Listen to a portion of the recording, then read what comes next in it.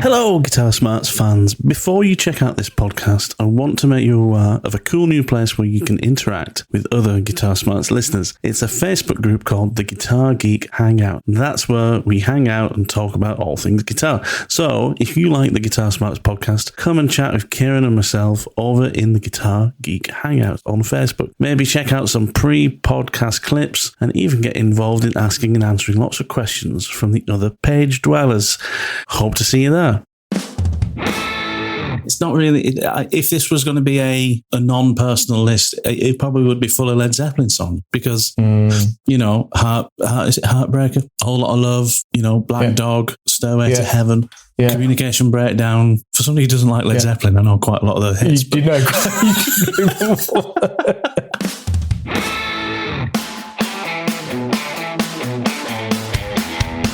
Greetings! Welcome to another Guitar Smarts podcast. Thank you very much for downloading and joining us this week. This week, Kiran and we have decided to try and make a list of our favourite guitar intros. So songs that are iconic for their fantastic guitar intros. And we said to each other, let's go away and make a list of 5 songs each. But we both ended up coming up with about 15. And you'd think doing something like that we'd end up with a load of songs that are clashing, picking a lot of the same songs, but it wasn't the case. This was a really fun one to do, and I should say that what we decided in the end is to make a Spotify playlist of all these songs. So if you look down in the description below in your podcast app or on the YouTube link, you'll be able to find a link to an iconic guitar intro playlist that we've built with all the songs from our discussion today and all the songs from our lists that we made. So moving on, come and find us on our social media pages. You can find us as usual on facebook.com/Guitar Smarts, and you can also find us on Instagram at guitar_smarts. One of the things that really helps us to grow and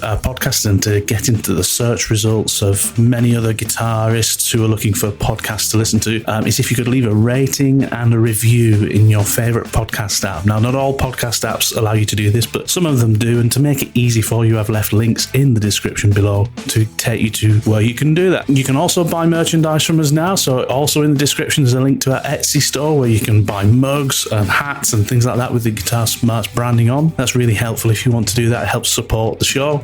But if you don't want any merch but you do want to support the show, then just buy us a coffee. You can do that at buymeacoffee.com/Guitar Smarts, where you can give us a $5 and we can put that money towards the cost of running the show, or we can just buy ourselves a coffee. But either way, it's great to have your support, and if you're enjoying the show, maybe have a think about that. But you don't have to, obviously. We're just grateful that people come along and listen. Anyway, one last thing I must say is one of the songs I chose in this, I said it was interesting for its Lydian-based intro, and I think in hindsight, listening to it, it isn't Lydian. It doesn't actually have that diminished fifth, augmented fourth thing going on in the intro itself, even though it's a 4/5 chord repetition thing. But anyway, I'll let you find out by yourselves. That is way too much waffle from me. Let's get to it. We're about to go into a rabbit hole of discussion here.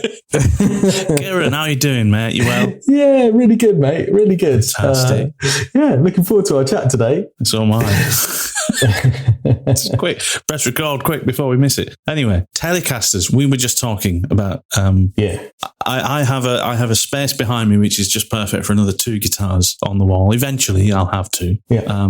I want a Gretsch and I want a Telecaster. But then it occurred to me to ask you the question: how come you've never had a Telecaster? Those are like my least 2 favourite guitars that I could really. Think of. Like never in the history of Gretsch. I mean, I never thought I'd like a Gretsch until I tried one, and I was like, "Oh my god, I get it now. I get it. You know, it's amazing." And that's the thing. That's the thing. And I think you are right. That's the bit that I'm going to have to be eating humble pie on. Is that the Tele is never a guitar shape that has appealed to me. I kind of look at it and go, yeah, it looks very, very functional. It looks okay, but it doesn't look like a Strat, and it definitely doesn't look as nice as a Les Paul. And so I just never really gravitated towards the Tele. And then you play one and you go, oh, it's just got this sound to it that is just great. And it's got it's got kind of the feel of a Strat in some ways, but the sound is very different. And then just the combination of the pickups and Tele is one of those things which was just a guitar that never really appealed to me until I played a couple of them. And I was like, I get it. I totally get it. And I think the Gretsch is going to be the same. If I try one, I'll be like, oh, I get it now. So there you go.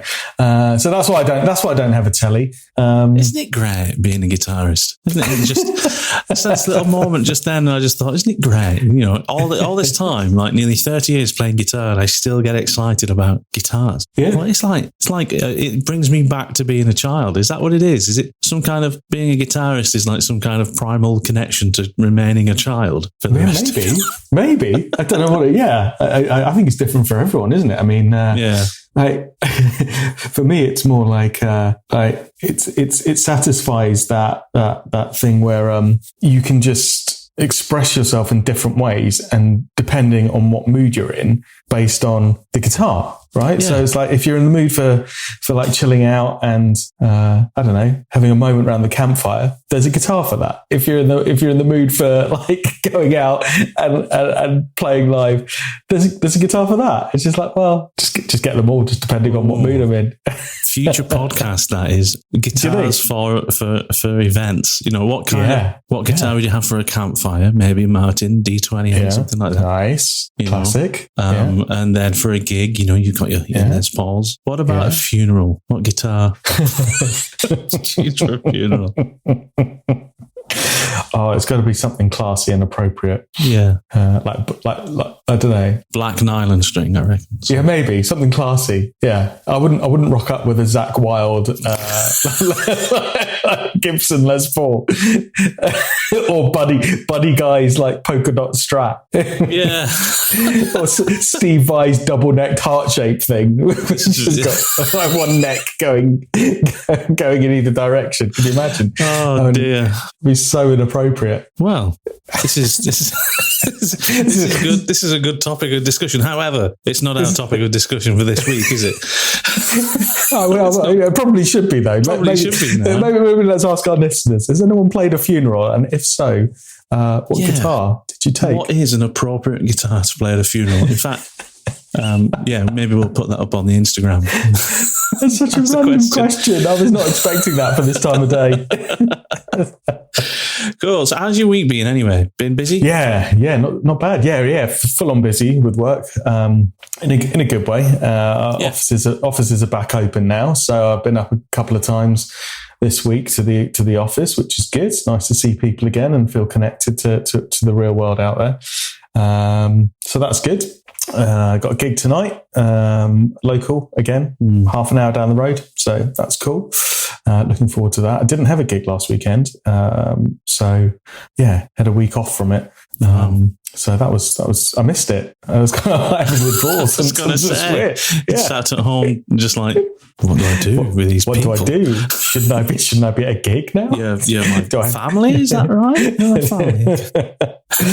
We went to Legoland in Windsor last weekend with the family for my youngest's birthday. Yeah, so we had good old family day. It's good. Fantastic. Yeah, we went to where did we go last week? We went to Winchester Science Centre. I don't know if you've ever been there. Yeah, fantastic. Yeah, they've renovated it recently. But yeah, we used to take the kids there all the time. Yeah, it's fantastic. Really, the first time we've ever been, it was great. Yeah. Dan loved it. Yeah, it was fantastic. Really great place to go though. So yeah, same for me. Busy week. Work's been mental, but it's good. It's good to be busy. Good to be flying through the week and getting to the weekend, and being able to chill out and stuff. Now this week, let's get now then. This is going to be fun, right? Because this week we're thinking about songs, famous songs or maybe not so famous songs, but songs which probably have iconic guitar intros or guitar-based intros. And we kind of challenged ourselves to go away and make a list of our favourite, and we're going to just see whether or not we've come up with the same list.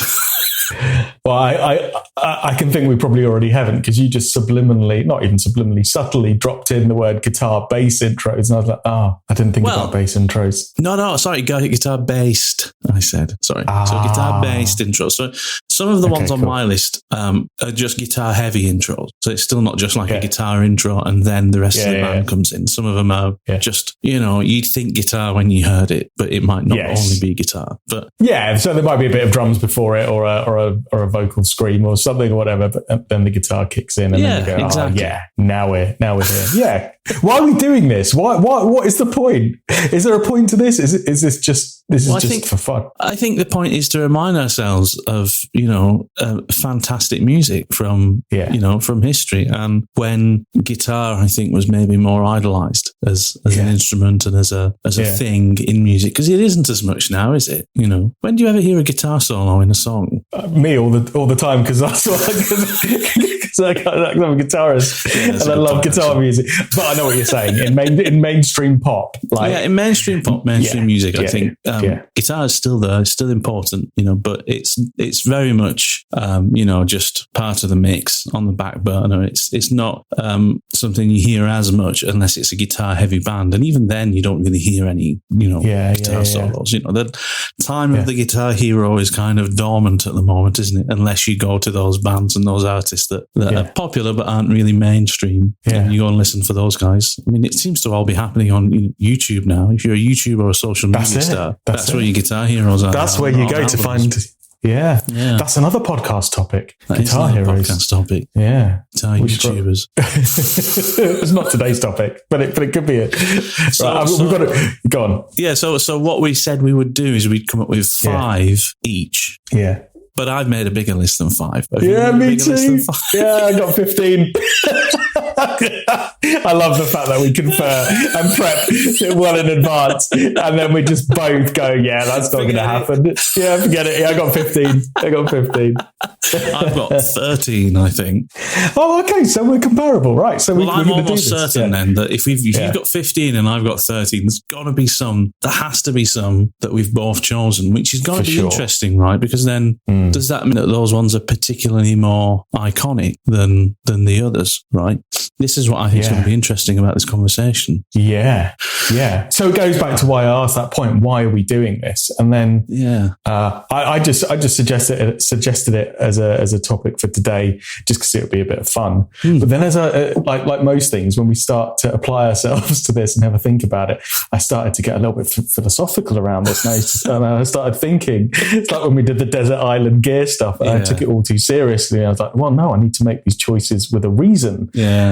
So some of them on my list are just cool, iconic intros. Some of them are ones where I think it'd be nice for our listeners to maybe kind of go and listen to them, because some of them aren't obvious ones. Absolutely. But we'll chat about them and we'll go, no, go and listen to why this is just such a great intro.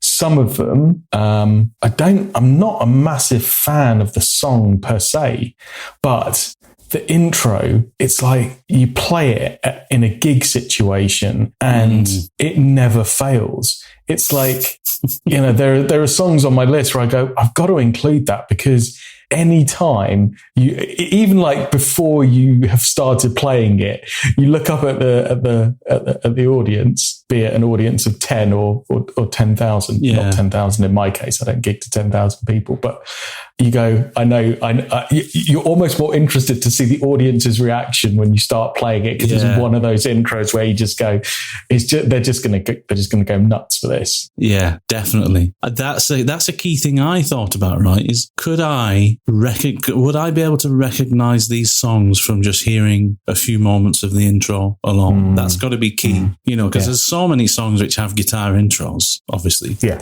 It's not like we're just talking about random songs that have guitar intros that just happen to be okay. We're talking about songs that I think are just immediately recognizable because of a guitar riff or tone or anything, the production that is, and it's a guitar intro that is just instantly recognizable. And you just go, I know that song, and that is a great track. So Totally. And maybe let's have a think about why from either a phrasing perspective or you'll be able to do this from a theory perspective if you know why it just works, or just from a kind of settings perspective or tone perspective, how they got that sound. We might be able to dip into some of that as well. And then the other thing I kind of we threw in there when we were kind of messaging each other last night about this is I think we've got to have a veto on some, because already I can sense our listening audience is like, well, I know at least half of those 15, if not all 15 that these guys are going to sit and talk about. So that would be really dull. But also play along at home, friends and listeners. Definitely. Get a pen, pause it, write down your 15 of all time and check them off if you've got them right. If you got them right, yeah. If you get all 15 that we've got, then we'll give you a prize. We've got some merch. We're going to talk about that later. Oh my God, merch. Yeah, I know. Yeah. I know. Go and buy some merch from our Etsy store. Link in the description. I've never said that before. That's bizarre. Who knew it'd be at this stage? Anyway, shall we start? Yeah. Let's start. Are we going to start with the vetoes then? So we can just kind of cut this list down. There's only two that I thought should be on this list, but I haven't put on the list because I thought these are too obvious vetoes for me. Got you. Number one. Sorry to interrupt this fantastic conversation we're having, but if you're enjoying what you're hearing and you like the Guitar Smarts podcast, then please subscribe and like, rate and review our podcast in your favourite podcast app. Go and do that now and then come back. Let's get back to it. Number one, Sweet Child of Mine by Guns N' Roses. Yeah? Top of my list. It's just like, I can imagine you last night going, oh my God, Kieran's just going to talk about Sweet Child of Mine for 45 minutes tomorrow. What type of a podcast is this? Well, it's amazing. It is an amazing, it's everything we've just said a guitar intro should be. Iconic. Amazing tone. Yeah. A fantastic riff. It's instantly recognizable. You know the song. It's everything you'd expect, but it's just too obvious an answer. Yeah. That's why I didn't put it on my list. Yeah, no, it's at the top of mine with a big line through it going vetoed. That's right. True. So already my favourite intro of all time has been vetoed, but the audience will understand why. It's too iconic. Too much has been said about it. Everyone knows the history of that riff, how it came about. Most people know how to get the tone. If you don't, drop us a line. We'll tell you. It's pretty straightforward. It's just a great riff, but it's amazing. It is one of the finest riffs ever written. It genuinely is, but it's just too obvious, I think. Too obvious to be on this list. Stop talking about it. Fantastic tone. It's great tone. Anyway, it's great tone. Roll down the rhythm pickup tone control. It's about 5. That's it. Flashing's a reverb. Woman tone. That's it.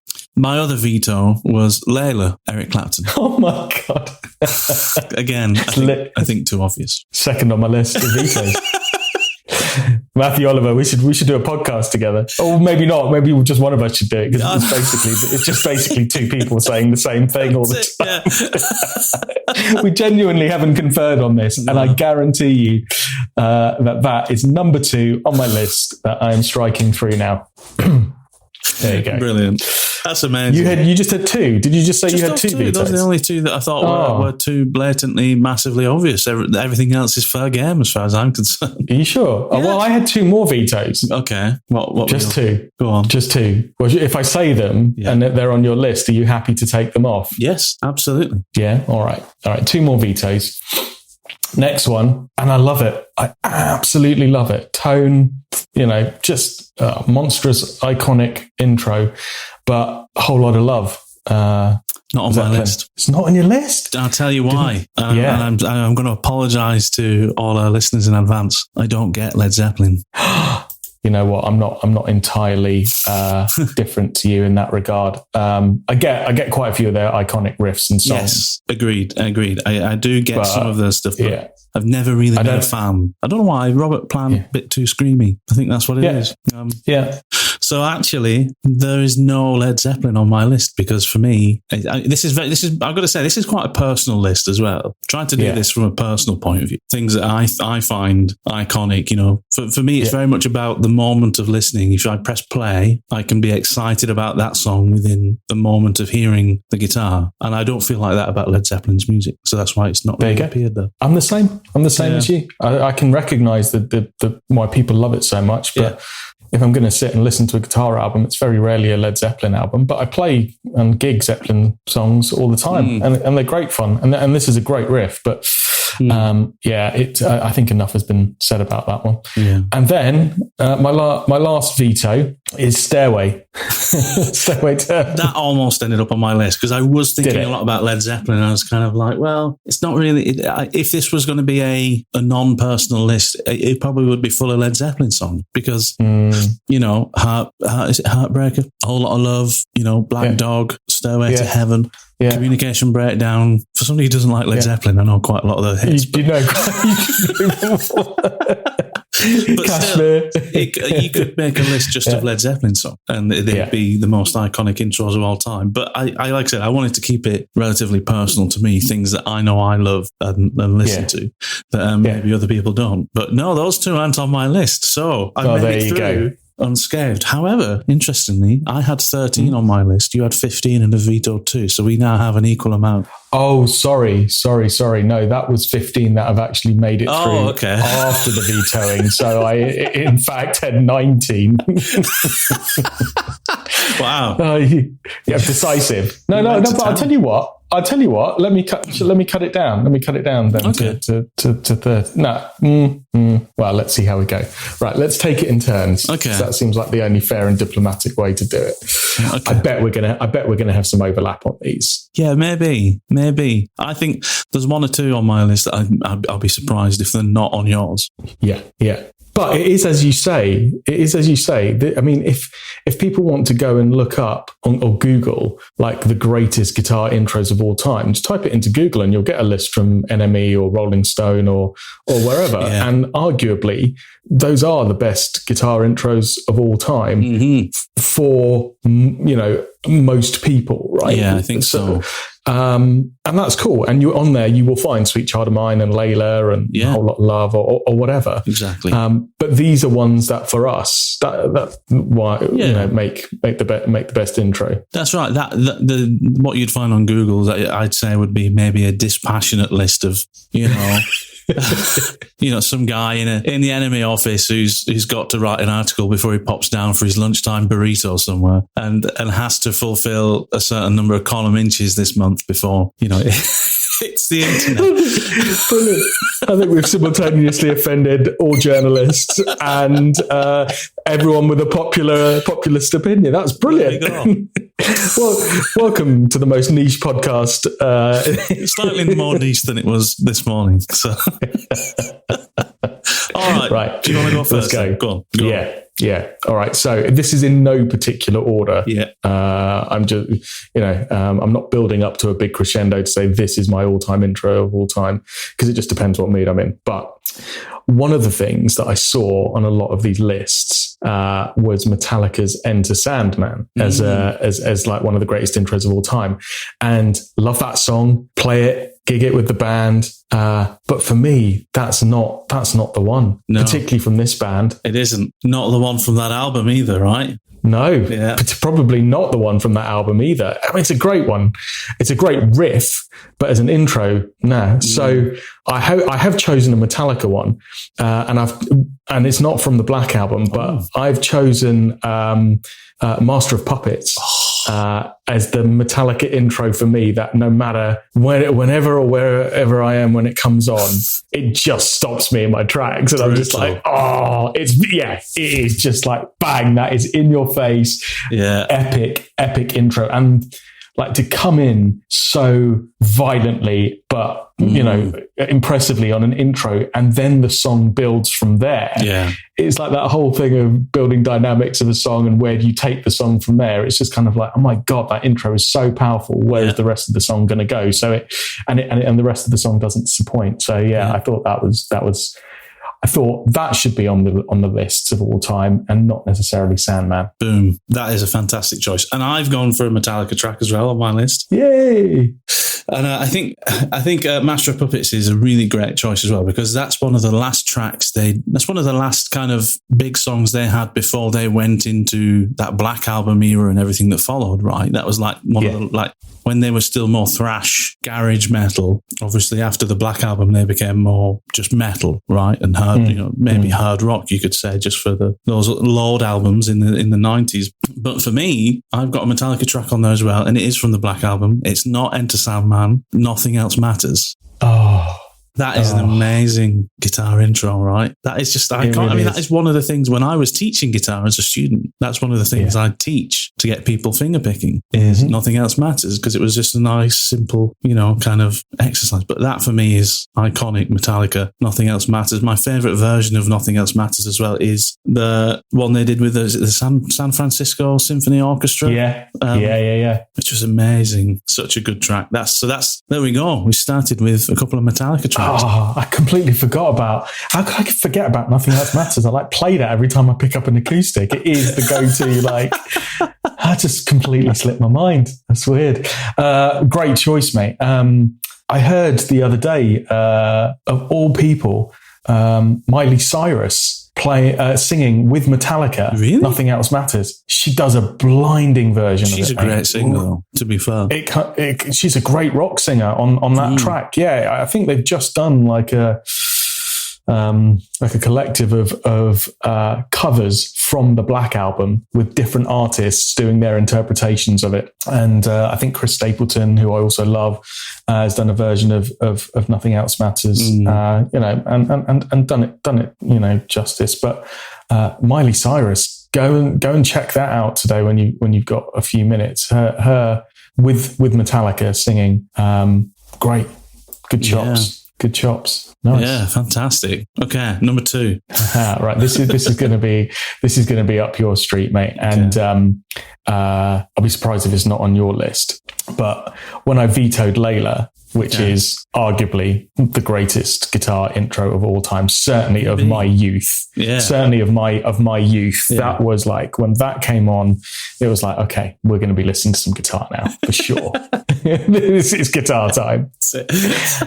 But I think actually, Sunshine of Your Love for me is just amazing. In terms of tone and vibe that it sets for that song. It's just a great intro. That is a great intro choice. I haven't got that on my list actually, but that is I'm surprised. Awesome choice. Yeah. There you go. The Sunshine of Your Love. What a classic. I mean, that is completely and utterly recognisable, iconic. Again, everything we said, a riff should be fantastic.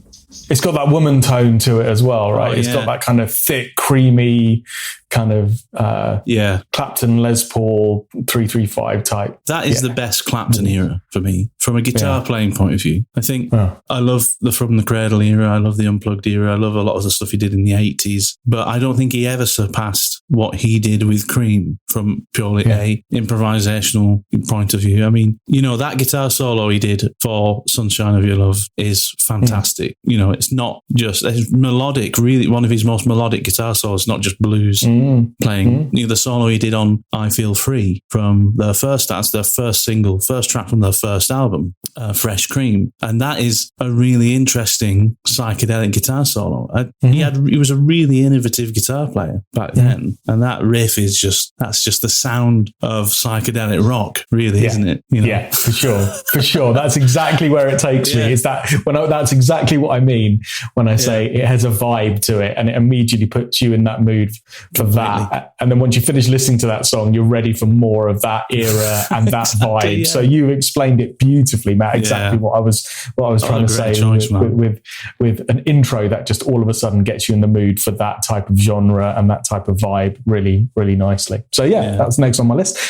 Where did you go from there? Awesome. Mate? Right. Well, I'm doing this in no particular order as well. So I'm just kind of picking things from my list now. But this next one is a blinder. Right. This is another one that has a vibe to it. Gets you in a mood, I think. And it's Thunderstruck, AC/DC. Amazing. I want to hum it or sing it out loud now. As soon as you say Thunderstruck, I just want to start singing it. That intro. It's great. And I mean, half of AC/DC's back catalogue could go on this, because it really could. This is what they did. Guitar riffs, Can you play that? Have you learned that one? I did learn it once. I don't know if I could play it again now, but I probably could. It's all in B, isn't it? It's all in B on the B string. Yeah, it's all that open kind of hammer on pull off kind of. It's not one I've ever learned, but get asked for. It's like when we did the interview with Catfish, Matt Long. And like people just shouting out to him, like, play Freebird. Yeah, for me, my version of that is people shouting, play Thunderstruck. Yeah, so one day I might actually learn it. Do you know what I also thought when I was writing this list is we should commit to learning one of these intros and then give ourselves a week to do it and then pop it on social media, because there's some on this list. Yeah. Thunderstruck's a great one. It's not on my list, but it is one of those intros. Why is it not on my list? What was I thinking?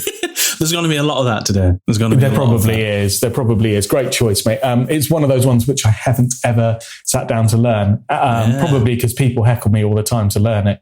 Yeah. So yeah, maybe we should commit to learning one of these. At the end, we'll do this week I'm going to learn this, and then we'll upload it on our social media. Great idea. Once we've done it. That is awesome. That is a good idea. Let's do that. Right, go on. Your turn. Right. Well, genuinely, without any rehearsal or any pre-planning, next on my list, it wasn't Thunderstruck. It was Back in Black. That's amazing, and that's not on my. I have another AC/DC song on my list, and Back in Black isn't the one. Wow! Oh, for me, Back in Black is just again. You know the song the moment you hear. Yeah, Yeah. Actually, the guitar intro on that is first. It's like just muted strings, isn't it? Just yeah. It's just that's such a that whole album is amazing. But that's a great track, Back in Black. It's just it's just a massive crowd pleaser. It's so recognizable, and it's still fun to play after years of playing it. Yeah. Like, it's not, some of these intros almost become, if you've learnt them and then you're gigging them, or you've just had them in your repertoire for a long time, even if you're not gigging them, they almost become second nature to play. But Back in Black is still one of those ones where it's beautifully simple in terms of the sound of it, but it's still challenging enough to be exciting to play when you play it, even after years of doing it. So yeah, I like it for that reason as well. Oh yeah, absolutely. And I love the guitar sound because everything sounded so big without being like heavily overdriven. They had such a fantastic guitar sound that was such a part of the riffs and the things that I enjoyed about listening to their music was the guitar sound and the feel of it, as well as the riffs themselves. Yeah, I'm laughing because I've just realised one that I gig with the band quite a lot, which should have been on this list, and it's not, because it fits into the criteria of every time you play it, the audience just knows it and loves it. Anyway. I'm almost certainly going to spend the rest of the day listening to AC/DC. Yeah. By the way, regardless of where the rest of this conversation goes, whatever songs get mentioned, I'm almost certainly it's going to be Power Rage, Highway to Hell, and the Back in Black. Those three albums will probably get played throughout this afternoon. I like the way you've committed yourself to a plan for the day. You're just like, whatever happens, like the world could go into some sort of apocalyptic Four Horsemen meltdown. But even if that does happen, I'm going out with Back in Black as my soundtrack. That probably should be the soundtrack for the apocalypse, really. It really should, shouldn't it? Back in Black, yeah. Wow. Well, that's another podcast, though. So then it probably answers your question that you raised earlier, though, which is what guitar do you play to a funeral? That's just true. like a red SG, really. Gibson SG, yeah. The little horns. Yeah, and just play Highway to Hell. Yeah, that's it. It's a guitar that looks like the devil. There we go. Right. Fantastic choice. Okay, next on my list. And I'm surprised this one hasn't been vetoed, really. But maybe it's on your list as well. But Purple Haze, Jimi Hendrix. Interesting. So I've written a track down by Hendrix, and then I've put next to it rather than Purple Haze. So like in the same way for me. Yeah, I did. It's almost like we've rehearsed this, which we haven't. So in the same way that I did for Enter Sandman, and they said, great, I get that, but no, I think it should be Master of Puppets. I chose another Hendrix one, but still recognizing that Purple Haze is a blinder. It's an absolute blinder. It's monstrous. It is. It's fantastic. I think it's a brilliant track. It's not my favorite track from that album, which I think is Are You Experienced? Again, that album littered with fantastic guitar intros, but it's Jimi Hendrix, right? So, you can't really expect anything less. But I do have another Hendrix track on my list as well, I should say. Maybe it'll fall off the list soon. But Purple Haze for me I think that's so recognizable as that song. It's unmistakable, really, that is when you're listening. When you first hear it, you hear that intro where he's playing like the tritones, where he's playing between E and B flat. Yeah, that bump. Yeah, exactly. Bump, yeah. And that first is the key for me. That, even though the riff he plays after that is great before it goes into the verse, it's those hits before the riff at the beginning which are just iconic because it's the tritone sound. It's that kind of diminished fifth that he's playing over and over again between E, and it just sounds so just kind of it's manic almost, isn't it? It's kind of it is. Yeah, manic's a good word, and do you know what? I hadn't really thought of it in that way, but it builds that anticipation for the riff that comes, which is a brilliant riff. But if you think about it in your mind, if that riff just came without those stabs in advance of it, it would be nowhere near as powerful or as kind of frenetic or iconic an intro. It needs those kind of you're right. stabs to kind of create that kind of disruptive sense of something is about to kick in. Yeah. And then the riff does, and you go, oh, yeah. I think you're right. I think that maybe it wouldn't be the same song. Well, it wouldn't be the same song if you didn't have that. I mean, technically, it wouldn't be the same without those hits at the beginning. But I think that's for me what makes it an iconic intro. Yeah, is those. Yeah. Those, because you imagine like listening to that in the 60s. It must have sounded a little bit crazy, or maybe not so crazy. I don't know. But anyway, Purple Haze, Jimi Hendrix. Nice, good choice. So I went Hendrix.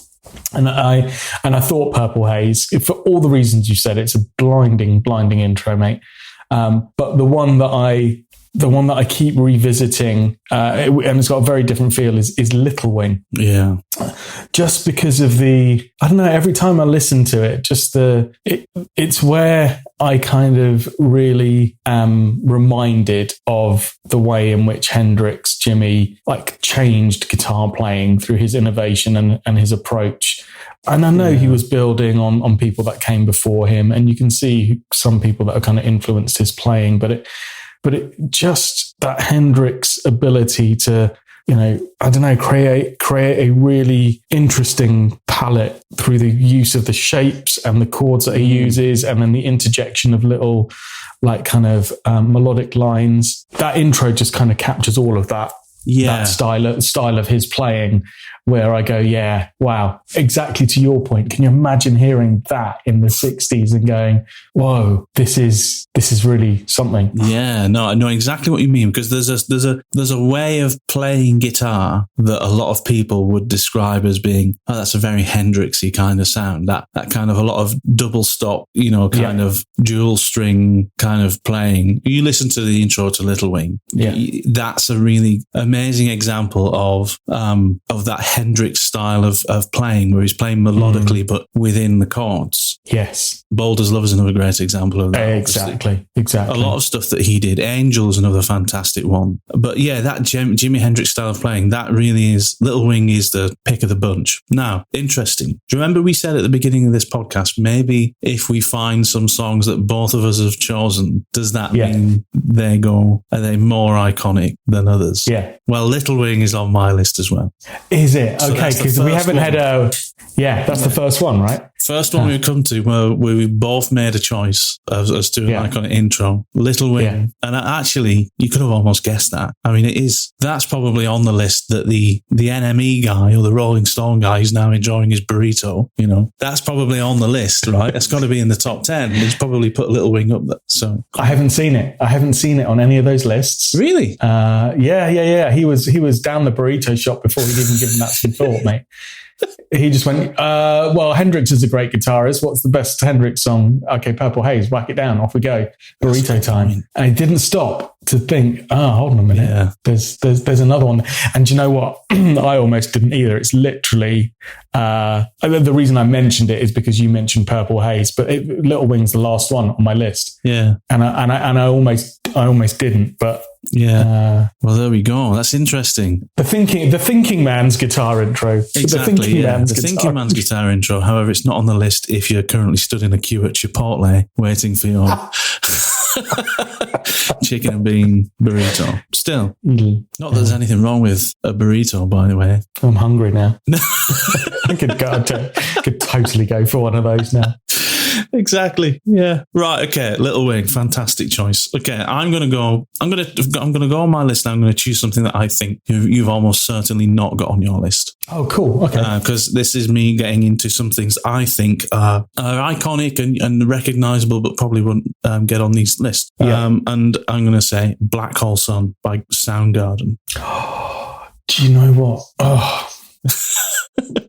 That is an amazing guitar intro. I mean, it's just such a great song, amazingly sung by Chris Cornell. But that intro is just, again, first chord. I know the song. I can picture the music video in my head from when I was growing up. I can picture the rest of the song. It's just that's iconic for me. I love that song. I love that song. I love Soundgarden. Yeah, I love the sound of Chris Cornell's voice. Exactly. You know, we're not too dissimilar in age. So for us growing up when that came out, that was huge. A bookmark in our lives kind of song. It's in that whole album. Yeah. Super Unknown. Is that the album Super Unknown? Yeah, I think so. Yeah.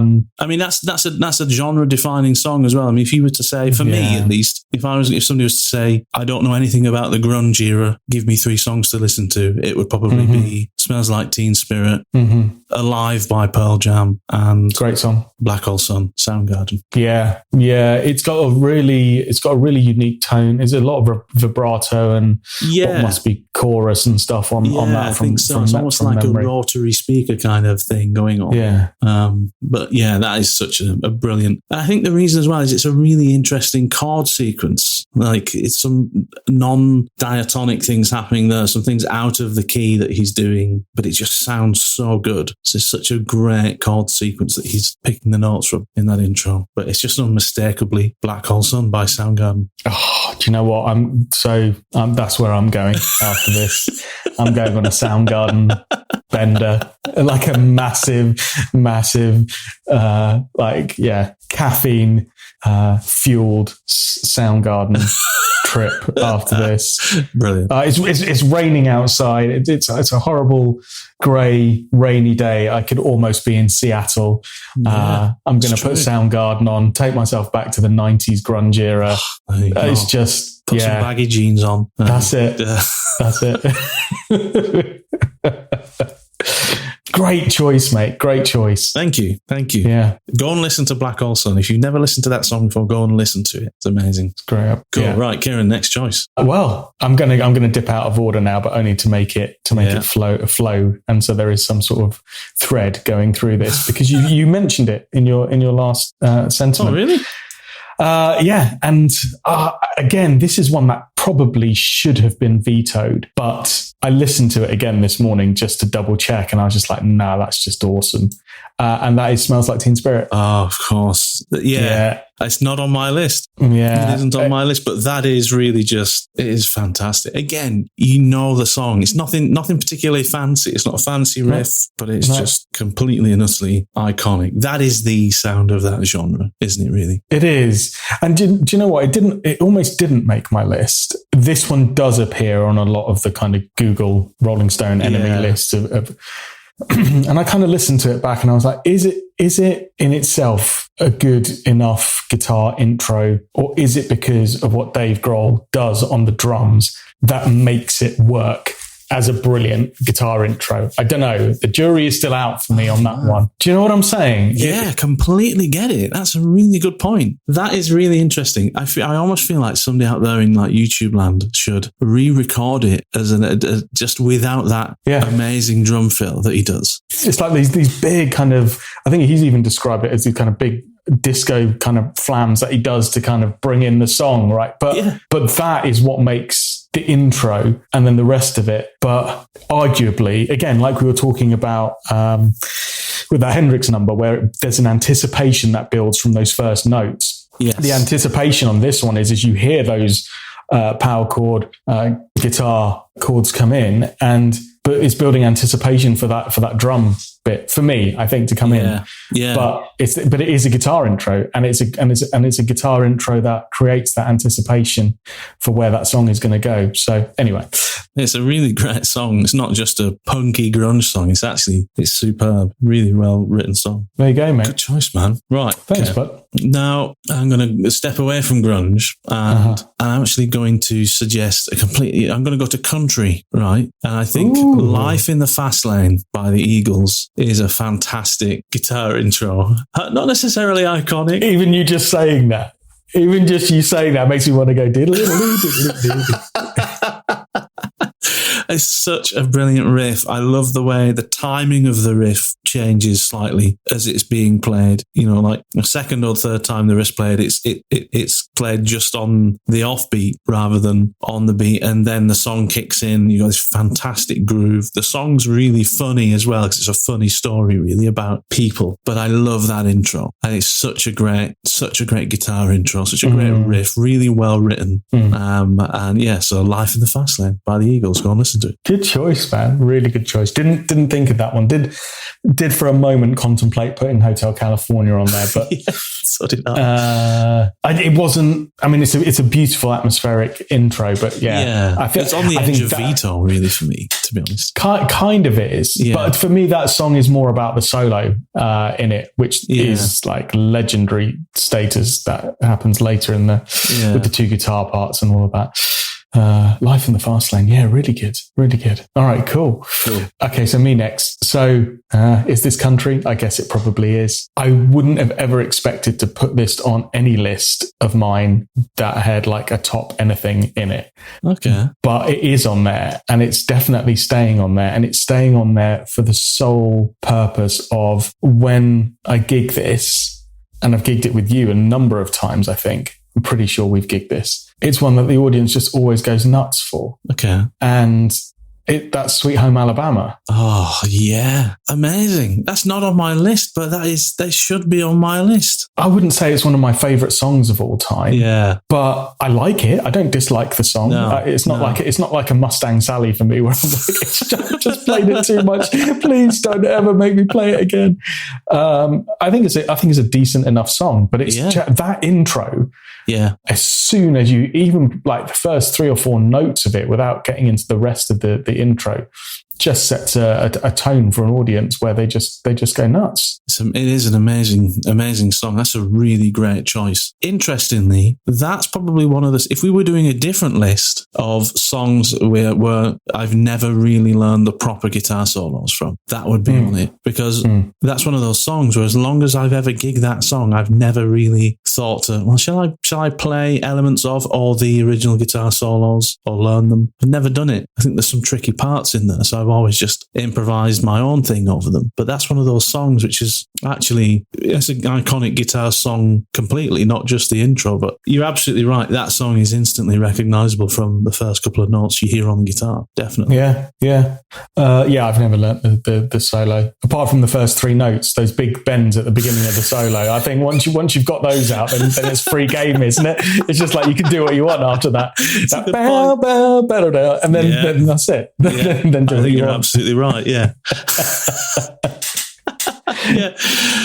Right. Next on my list, and this is a maybe lesser known, but it's still probably, I think, one of the best opening riffs of any song ever is Panama by Van Halen. I don't know if you've ever heard that one, but it is, again, monstrous opening guitar riff. Nice. Just superb, from the 1984 album. So that's the last album that they did with Dave Lee Roth as the singer. And it was a huge album. Some really great tracks on that album. But Panama for me is just a monstrous opening guitar riff. I need to go and listen to that one. It's not one that I'd considered for my list. And I don't really know well enough to kind of recognize it. But hearing you talk about it and the fact that it's made your list, then I need to go and have a look about it. Ain't Talking About Love often features on some of these lists. Yeah, the intro for that really kind of nice pinched harmonics in it, and really great tone as well. It's great tone, isn't it? First album as well.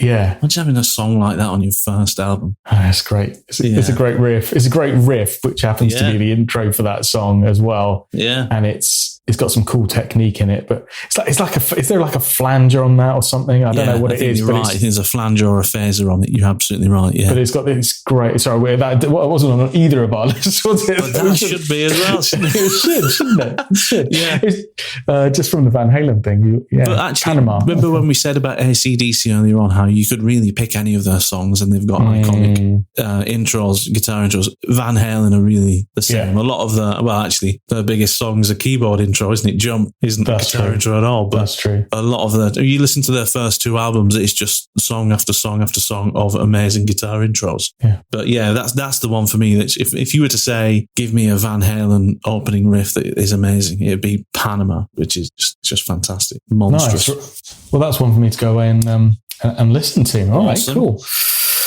cool. All right, right. Where am I going to go next for you? Okay. Well, I'll just go on the list because I reckon I'll be surprised if you haven't got one from this next band on your list. Because I know you're a Beatles fan. Have you got any Beatles on your list? No, I haven't actually. You haven't? I didn't put any Beatles on there. Though I did go looking and I was like, no, I've got enough on my list already. But actually, that's interesting. Let's see if the one that you've chosen is the one I would have put on, because I know there's one or two I would have put on. Well, you often see Day Tripper on this list, and that isn't the one I've chosen, even though that's a wicked intro. That's a great intro. Yeah. And a nice little warm-up exercise just to play on the guitar. It's a great little riff. But I went for Here Comes the Sun. Oh. Because of the vibe thing again. Amazing. It's like that is a fantastic choice. If I am sitting in the garden on a nice day, the sun's shining, got a nice beer in my hand. There's a barbecue there, just kind of ready to be sparked that song up. Almost just appears in your head all by itself. It's doesn't there. It, in that situation? It's there. It's there. And that's it. Everything is going to be fine. Written in Eric Clapton's garden. Did you know that? I'd forgotten I knew that until you said it. Yeah. Pointless information section number 1. There you go. That's good. It's a podcast about the greatest guitar. There is no pointless information, my friend. This is all relevant. This is all relevant stuff. One of the Beatles songs that nearly made it onto my list as a guitar intro was Drive My Car from the Rubber Soul album, because it's almost a hilarious guitar intro, because I still can't understand the timing of it. And it's kind of, the riff starts off in kind of D minor and then finishes immediately in D major kind of thing. So it's interesting melodically as well. It's a great song. But yeah, that, to be honest, Drive My Car almost got on the list. I think that's a great song, but it isn't on my list, so it's not my next choice. What is your next choice, buddy? My next choice. Now, I'm going to get into some of the, I think looking at my list, right, I probably only have 2 more on my list of 8 that are left that I think have any chance of being on your list as well. Okay.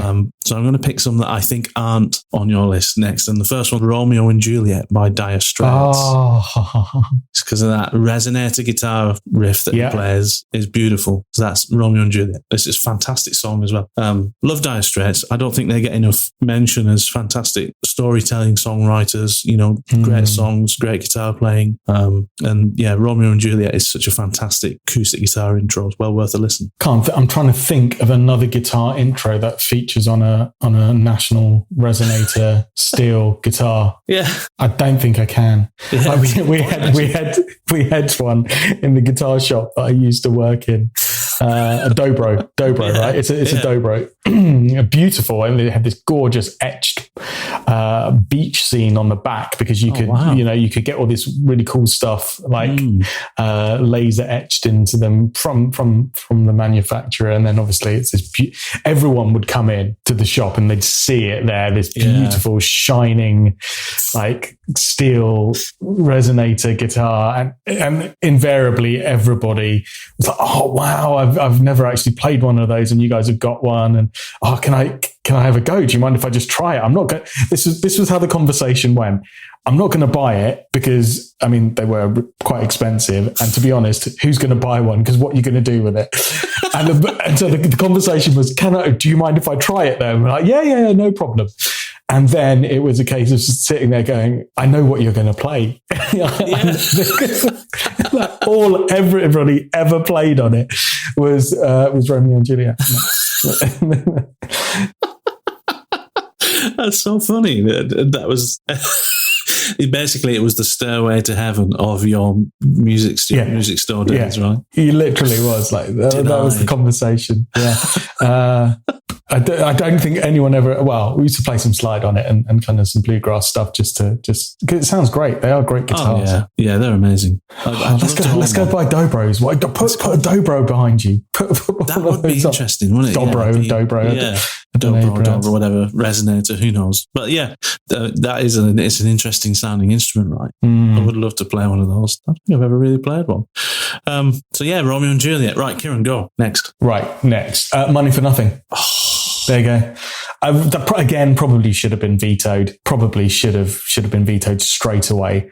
And again, arguably, is it a guitar intro or is it a drum intro? Because I think the full version of that has got a lot of like really beautifully played drums to build that atmosphere. A bit of Sting singing on there as well. Yeah. It's a good one. I think you can count that as a guitar intro, mate. I think you can. And I think it is incredibly iconic. And just in terms of standout tone as well, it's on a Les Paul, but it's that cocked wah tone, which is so satisfying to hear and to play when you play it yourself. And it's actually quite tricky to play. It's not as easy as it sounds when you listen to it. You kind of go to play it yourself and you go, it's quite a nice challenging little riff. Yeah, it is a challenging riff. Again, I think a lot of stuff played by Martin Knopfler is like that because he has such a unique picking style, doesn't he? Yes. That's a unique. He obviously doesn't use a pick and he plays with his fingers, but it's a very Chet Atkins kind of attack on the guitar rather than the normal kind of claw, hammer, whatever you would call it. I don't know. But he's got an interesting technique, which I think is quite hard to replicate, which plays into his writing of riffs and things like that. Yeah, spot on. That's a great choice, man. Yeah, it's a bit of an obvious one, but I think just from a tone perspective, it's awesome. Where did you go next? How many have you got left on your list? I've got 7 left on my list. I guess we need to blast through these, right? I've got 7 as well. Yeah. Okay. So here I'm going to go with one of my obvious ones, which I think should be on the list. The list that we do, list that you do, and the list that the guy who's enjoying his lunchtime burrito should have on there as well. And it's Johnny Be Good, Chuck Berry. I didn't have it on my list. Why didn't I have it on my list? Did you even try? I was even concentrating. Do you know what? That does appear on the Rolling Stone NME every Google list of greatest guitar intros of all time. Yeah. So the only reason I didn't put it on there was because I thought it would again be one of those ones potentially, but it doesn't stop it being an awesome intro that stood the test of time, man. That intro stood the test of time. That's the point. What year was it? It must have been late 50s. Johnny Be Good. Must have been a late 50s song. Nenever actually checked when that was. Let's take it to Google. What's your guess? I'm going to say 58. No, 59. I was going to say 58 as well. Okay, let's see what Google comes back and says. Let's see what Google says. If you're at home listening to this still, firstly, congratulations. How many have you got on your list? And thirdly, what's your guess for the year? Yeah, what was your guess? Yeah, 58. It was 58, really? Yeah. Wow. So we're talking, 63 years old, and it's still an iconic riff. That's still a consistent song in set lists for weddings for me. Even now, even if I'm playing in the wedding band I'm in, even if it's got like recent, Bruno Mars songs or stuff that's in the charts right now, Johnny Be Good is always in there, but in that second set as a little rock and roll number for people to dance to. People always get up and dance to. Amazing. 63 years old, that song, and it's still there. That's legacy, isn't it? Even if it's not on your list, it's got to go up there on the list with Little Wing as one of the superlative guitar intros. It's evergreen, isn't it? It literally is evergreen. So I'm playing in a it's not a metal band, it's a hard rock covers band at the moment. And the sets are, unapologetically hard rock with some classics in there, but also some numbers that appeal to fans of hard rock where they go, I've never heard a band cover this, live. Johnny Be Good is in the second set. Amazing. Like it stands out like a sore thumb. It really, that's the reason I'm saying it, because it stands out like a sore thumb. Goes down well, right, though? It's exactly as you said. It's that second set, like rock and roll box tick. Yeah. If people aren't up and dancing by now, then they definitely will be after this one. Oh. So it's exactly as you said. For every wedding band that you've ever been in, I think it must be in every covers band set list somewhere. Doesn't matter what genre you're playing. It has to be, really, doesn't it? I mean, it's such a great track. And do you know what? It's an easy track to pull off as well, quite frankly. If you're a band and you can't do Johnny Be Good, you need to really have a word with yourself, I think. Well, unless you're like jazz trio or something. But anyway. Right, Kiran. Next.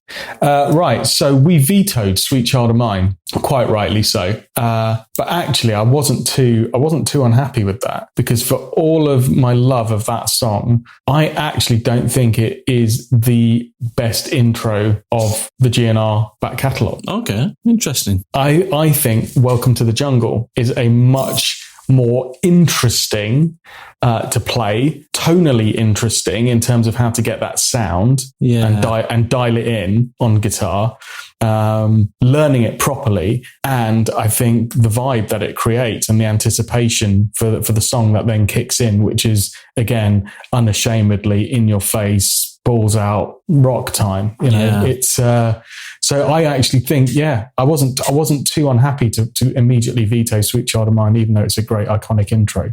I think Welcome to the Jungle is just a great. Is that the one where the intro has got like a delay on the guitar and he's playing down like the pentatonic before it builds up into? It's got quite a lot of delay. It's like a 700 millisecond delay. It's quite a lot of delay, and it's those kind of. I mean, you're getting into like U2 Edge territory with the intro, where you've really got to think about where the repeats come in as you're playing to make the overall sound as it should. And if you get it wrong, you're gonna be all over the place. But when you nail it and when you get it right, and you get the right level of kind of delay time, and you get the repeats feeding back and kind of sustaining for the right amount of time, and you play it.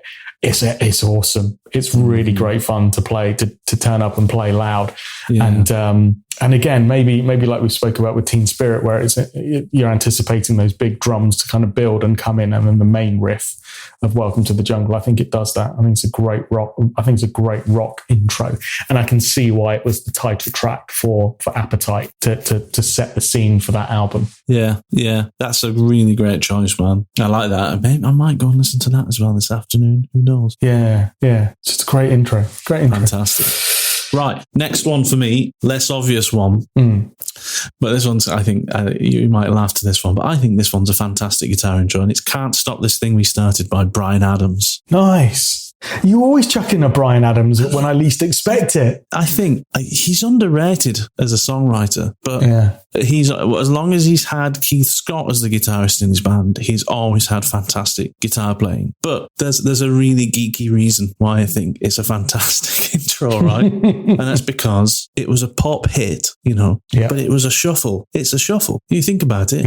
It's a triplet shuffle field song, and it's in the key of A, but the intro goes from D to E, whilst the riff is playing in A, which means it's a Lydian, it's a D Lydian riff. So what we're listening to I love this. I love where you're going with hit that was a D Lydian shuffle feel intro. So there you go. Nobody does it unless it's just for the fact that somebody managed to pull that off in a mainstream pop intro,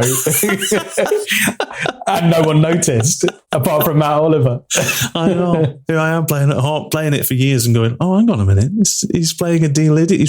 He's starting a song in Lydian with a shuffle feel. Who else would do that? Nobody would do that. That's almost like fusion style guitar playing.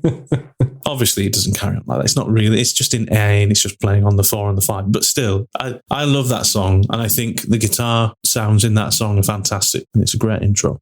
I remember great vocal harmonies in that. I don't remember the guitar intro. I can't in my mind. I can remember the song, and I can feel the tempo of that shuffle that you're talking about, but I can't recall the guitar intro. That's weird. I'm going to have to go and listen to that. You're going to have to. It's not nothing particularly crazy. It's just a fantastic think it's a great song and a great, opening salvo of guitars. It's great. Good feel to it. Nice. I thought I'll chuck it on there. Something different for people to listen to. Anyway, love it. Next, I'm going to go listen to that. Right, we're getting into some slightly more obscure ones now, so I'm going to rattle through these quite quickly. Actually, this one's not obscure at all. This is a Crazy Little Thing Called Love. Only just because, again, it's a really simple, beautifully simple strummed guitar intro, but it's just become iconic and everyone instantly recognizes it. And I just thought that's really clever to have such a simple guitar intro. And it's one of the greatest for me because of its simplicity, and because it just sets that song up in a way that everyone listening to it now just gets super excited. So I thought that was pretty cool, and I wanted some Queen on the list, and I went through the list, and then actually, surprisingly, for all of the epic songs that they've done, there's not that many iconic guitar intros on Queen songs. No, you're right. I did go searching for some Queen stuff as well, and I came to the same conclusion that of all the songs that I love, that are Queen songs, they're not epic guitar intros. They're just not. Certainly, the songs that you would think of by Queen for their intros, they're amazing intros.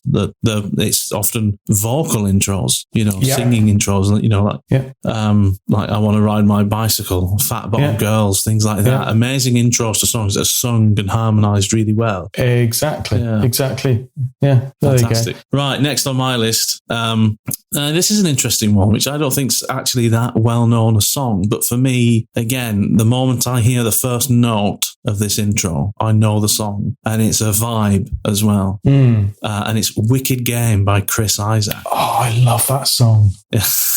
I really love that song. But I love that sound, that kind of perfectly clean guitar, with fantastic verb. It's so well recorded. It's so well played. Super simple intro. And then it does this kind of chordal thing just before it goes into the vocals in the intro. And it's just beautiful. I just love the intro to that song just because of the guitar sound. The sound is so pristine. It's fantastic. That's one of my favorites.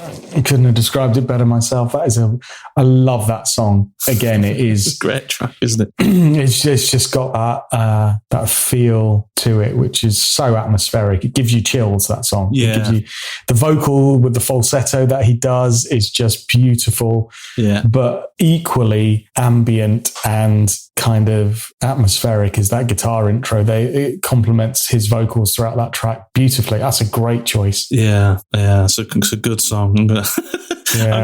We should make a playlist of the tracks that we've suggested today on Spotify. Yeah. Let's do that. We'll make a playlist of the songs and I'll link it in the description. So if you're listening and you want to go and listen to some of these songs, there'll be a Spotify link to a playlist in the description. Fantastic.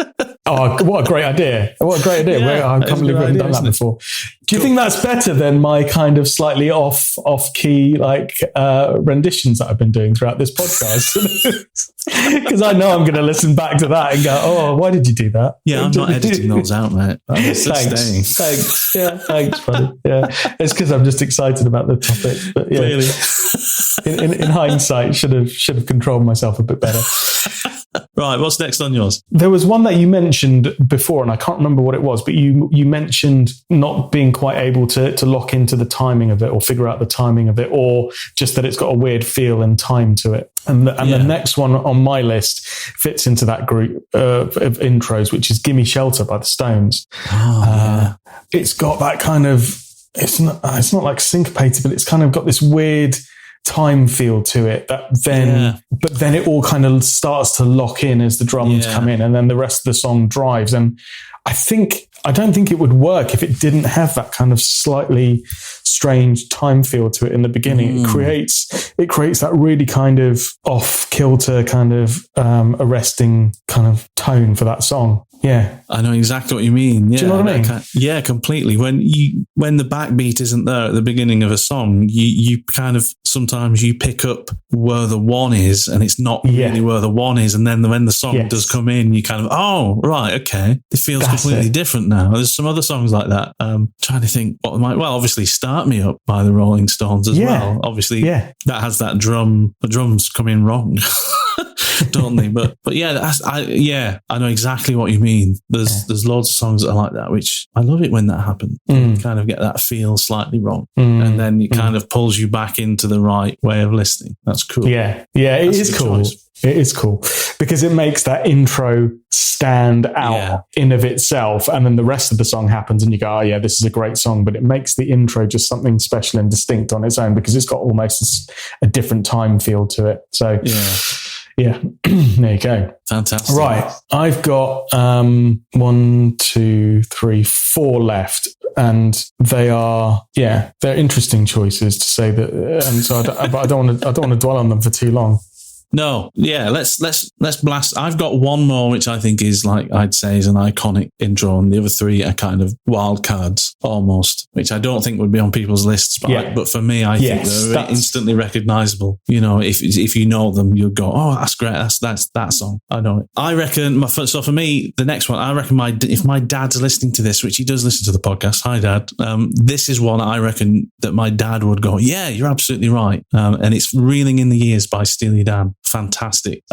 Cool. Fantastic guitar intro. There's not many Steely Dan songs that have brilliant guitar intros, but that one is, again, I think that's iconic. That's a really great guitar sound, interesting solo at the beginning. And a timing thing again as well. I don't really get the timing of when that riff comes in, but as soon as the band comes in, just after the riff starts, you know, wherever the backbeat is. But yeah, "Reeling in the Years," Steely Dan. That's so weird that you mentioned that.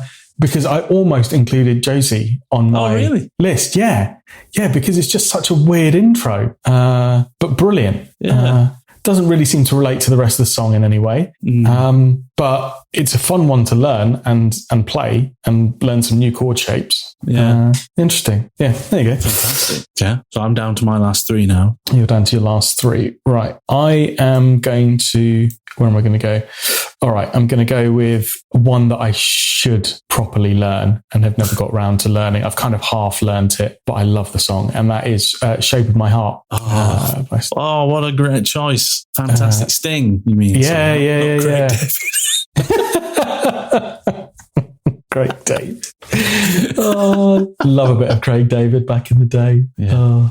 I once bought a fridge off Craig David. Really? Yeah. Had to give it back though. It only chilled on Sundays. I literally walked into that. That's terrible. That's terrible. Did you know Craig David has just got a job as well working for the Great British Archery team? Is that right? Yeah. He's their bow selector. Oh, oh, man. Right, let's crack on. This is not the forum for terrible Craig David jokes. It really isn't. Let's crack on. Go and listen to "Shape of My Heart." Again, it's a vibe. It's an incredible piece of fingerstyle guitar playing. Excellent. I just need to sit down and learn it properly. That's on the next lockdown to-do list. Yeah, exactly. That is a great song. That is a fantastic intro riff. Played by, is it Sting or is it Dominic? I thought it was Dominic Miller, isn't it? Dominic Miller. Yeah, I think you're right. Yeah, fantastic guitarist. So. Right, next on my list, another Brian Adams one, I'm afraid. "It's Only Love." Fantastic opening. Oh, nice. Guitar chords. Amazing solo from Keith Scott. Cool, man. That's all we need to say about that. I think it is. It's a great one. Yeah, this one is. It's a really good fun one to play, and I think it's a great example of Santana's playing and also just making a standout pop hit at the same time, and that's Smooth. Smooth by Santana. I can picture that straight away. Yeah. That's a brilliant intro. Yeah. Simple. It's great. Simple. Yeah. Right. Have you run out now? Are you done? I've got 2 more. Right. So I know which one I'm going to end with. So the next one is my next to last one. Yeah. And it's "Pride in the Name of Love" by U2, which I think is just got a fantastic opening guitar sound. He plays those harmonics first, and then he's playing that kind of 8th note riff that he's playing, like double stop thing. Mm-hmm. Is it 8th note? It might not be. Don't know. But it sounds fantastic. I'm not a massive U2 fan, but I love the way that song sounds and how it starts. Huge sounding. That's the epitome for me of the Edge sound, is that kind of opening riff that he does on Pride in the Name of Love. Superb. I can't wait to listen to this Spotify playlist. It's going to be a good one, isn't it? Oh, because there's so many where you just go, oh yeah, that's a great tune. I'd forgotten about the intro to that song. That's brilliant, mate. That's a great choice. Like you, I'm a huge Edge fan, but there's so many great songs that they do which are just well worthy of being on this list in terms of intro. So great choice, mate. Right, I've got two left. Cool. One is a complete wild card, which probably nobody listening will have ever heard of. Maybe they will. But it's going to be My Homework because I think it's an epic intro and I'm going to set myself the challenge of learning it. And then my other choice is just one which is an acoustic intro, because I'm not sure if I picked any that were acoustic. Here Comes the Sun. Yeah, Here Comes the Sun was probably played on an acoustic. Yeah, that was. But one from my childhood that literally, in terms of intro, this sounds incredibly arrogant, doesn't it? Right, so you could go to a party you know what I'm going to say, don't you? You literally know what because it's true. I can't. I'm picturing it in my mind. It's funny. Right. So 90s, early noughties. Yeah. Young men in our prime. Yeah. You know, turn up to a party with a guitar, house party, drinks are flowing. Someone says, let's play some guitar, blah blah blah, whatever. If you wanted to change the mood or the destination for that evening, in terms of your chances of success, shall I just say, a little bit of More Than Words by Extreme, and that's it. That's it. Yeah. That's all. Then signed, sealed. That is done. So true. You're right. Absolutely. I don't think I ever made it past the first chorus of that song. What, it happened that quickly for you? I just never needed to learn any more of it. I mean, and that is not in any way me suggesting that I was able to offer something above anybody else. That is the power of that song. That's just that song. Literally anyone. It's a thing. Like if you're wondering whether you should play the guitar, just learn like the first intro and verse of that song and see the effect. There you go. Done. Wow. Well, there you go. I'm of course messing around massively. The magic of Extreme. I'm sure it worked for Nuno Betancourt. I mean, have you seen Nuno Betancourt? I mean, he could probably play, I don't know. He could probably hit the strings with just a stick, and he'd have the same thing. Well, he just needs to walk into a room. But there you go. For uglier mortals like myself, thankfully, Nuno gave us More Than Words to learn on the guitar, so that at least some of us would have a chance. So thanks, Nuno. I appreciate it. Thanks for helping me out. I Play needed these chords, and your facial warts will just melt away. Literally, infinitely more attractive to women thanks to the work of Nuno Betancourt. Brilliant. So you've got one left, I've got one left. You go. So my last one for me is an iconic one for me. This is one, again, that it's everything. It's a vibe, it's a sound, it's a tone, it's a brilliant intro, simple riff. It's instantly recognizable. I think people of all generations would recognize this song, especially because of the Marvel universe, But it's Highway to Hell by AC/DC. Oh, yeah. You know it straight away, don't you? You can hear it in your head. You can hear the tone, just amazing. Such a simple riff. A learner guitarist within 2 to 4 weeks of buying a guitar can be playing that riff, and it is utterly iconic. It's just so right. Perfect. So that's top of the list for me. Highway to Hell, AC/DC. Great choice, mate. What a great riff. I'll be playing that tonight with the band, and it is iconic. Yeah. It's a great one for practicing your time feel as well. Yeah, that's a good point. Your internal metronome, because for a lot of the intro of that song, you've got to be absolutely on it, on the breaks between the chords. Because when those drums come in, unless you've absolutely nailed the right tempo, it will throw the song off. So it's a good one for your own internal absolutely kind That's of a timing really good point. Very good point. There you go. Cool. And then the last one from me is my wild card. So this is so a lot of you know that I'm a huge fan of Slash and his playing, but this is a track called Anastasia, which is off his more recent kind of albums. So not from the GNR days. But I just think this is some of his best playing that people won't have necessarily heard unless you're a big Slash or kind of Miles Kennedy fan. It is a great intro that then becomes a motif for the rest of the song. But it's got in true Slash self-indulgent style. It's probably about a 15-minute long intro, or it's not that long, but it's pretty long. Yeah. But it's got some beautiful kind of Spanish Latin inspired. I wouldn't call it flamenco. It's not that far, but it's got some beautiful atmospheric classical type playing, and then into this wicked almost neoclassical rock guitar riff, which is great. It's just a great riff that I really want to learn and get under my fingers. So if you haven't heard it, Matt, track called Anastasia by Slash. I will definitely go out and listen to it. I've never really listened to much of Slash's own stuff, so I probably need to do that. I probably need to go down that hole, don't I, of listening to a lot of There's a couple of tracks I can recommend. I mean, I don't know, I think you've got to be a fan of him to kind of like some of it. 5 O'Clock Somewhere is a great album. That's going back a long way now. That's got some great tracks on it. This song is only probably a couple or 3 years old. I don't think it's that old at all. But yeah, as an intro and a piece of guitar work, that's my homework for the next couple of weeks, I think. Find some time. Superb choice. I mean, wow, yeah. Some amazing tracks in that list. I mean, there must be close to 30 songs there for people to go away and listen to. Like we said, we'll make a playlist, the Guitar Smarts iconic intros and guitar playing playlist for people to click the link to in the description and save it in your Spotify. If you have Spotify, I'm sure most people do these days. But then you can go away and listen to all these songs. But that is awesome. Which one are you going to learn? Which one are you going to commit to, Kiran, to learning? Probably? Anastasia.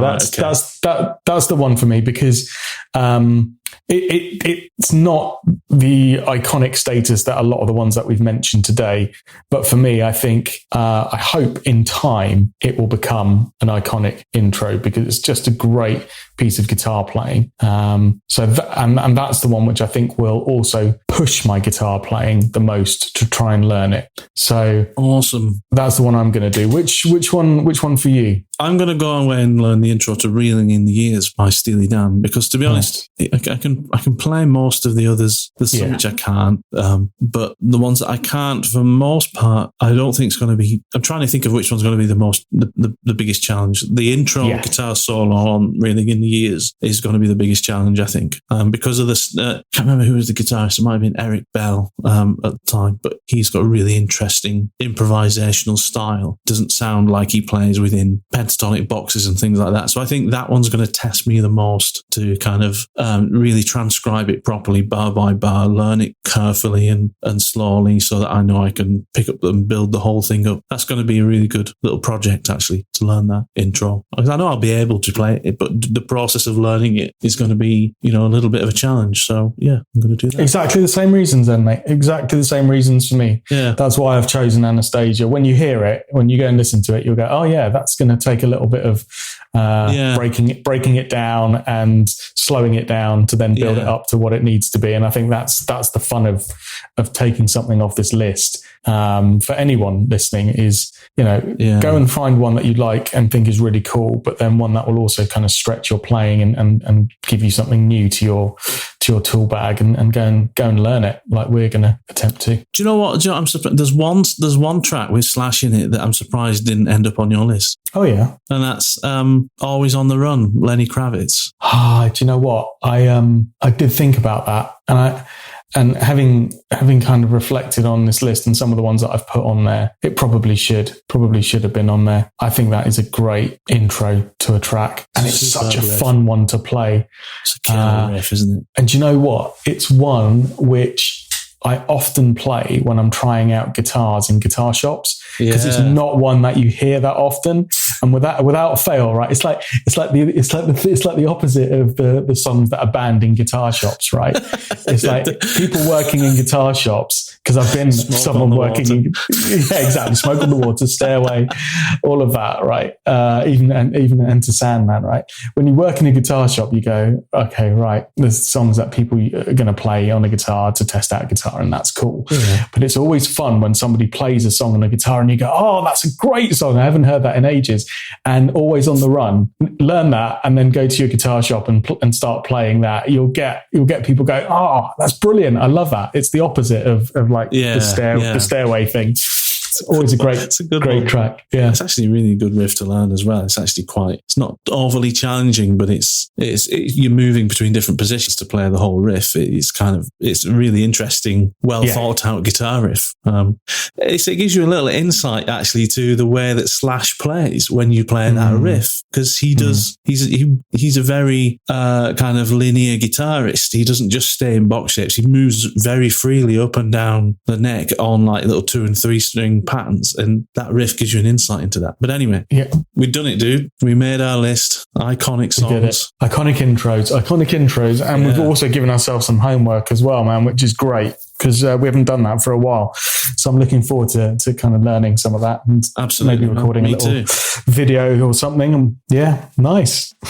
Cool, dude. Well, fantastic. Let's wrap it up there. Been a long one actually, but a good one. And have a cracking gig this weekend, mate. And I'll see you for another podcast this time next week. Yeah, looking forward to it, mate. And thanks for putting together the Spotify list. I'm looking forward to listening to it. Me too. We'll speak next week. Nice one. All the best, buddy. I'll speak to you soon. Cheers, Matt. Bye. Phew, that was a long one. Hope you enjoyed it as much as we did. Like I said, the playlist that we created of all these songs that we've just talked about in the podcast is available. You can find the link to that in the description of the podcast. Go away and have a listen to that, and you can hear all the songs that we've talked about today. Come and find us on our social media pages on Facebook and Instagram, as you know where they are by now, I'm sure. Remember, if you want to support the show, you can buy merchandise at our Etsy store, or you can make a donation towards the team at buymeacoffee.com/guitarsmarts. Remember to come back next week, and we hope to hear from you soon. Take care. Bye-bye.